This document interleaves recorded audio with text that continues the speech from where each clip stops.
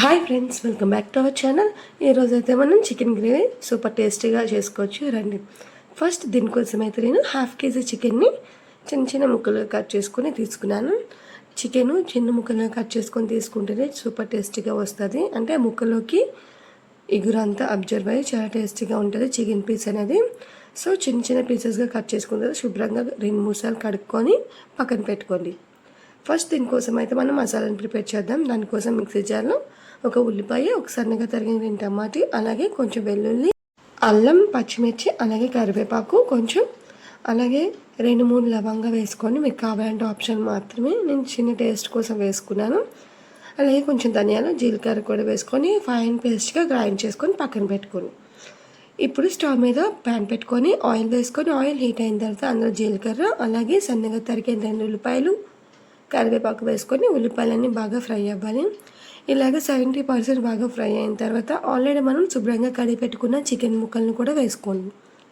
ఇలా వేసుకొని ఒకసారి బాగా కలిపి హై ఫ్లేమ్లో ఒక 5 మినిట్స్ పాటు ఫ్రై చేయండి.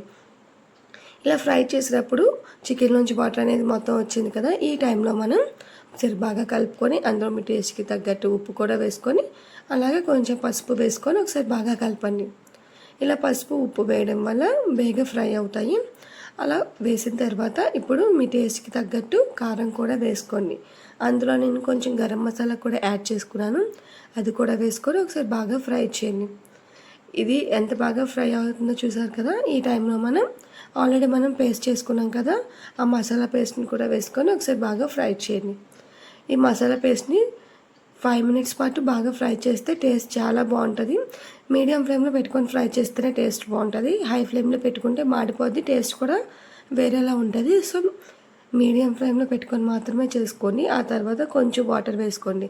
కొంచెం వాటర్ వేసుకుంటే సరిపోద్ది, ఎందుకంటే ఆల్రెడీ చికెన్ అనేది బాగా ఫ్రై అయిపోయింది కాబట్టి మనం గ్రేవీకి తగ్గట్టు వాటర్ వేసుకొని అందులో పచ్చిమిర్చి సన్నగా కట్ చేసి వేసుకుంటే టేస్ట్ బాగుంటుంది. ఫ్లేవర్ కోసం మాత్రమే, మీకు కావాలంటే వేసుకోవచ్చు, లేదా మానేయచ్చు.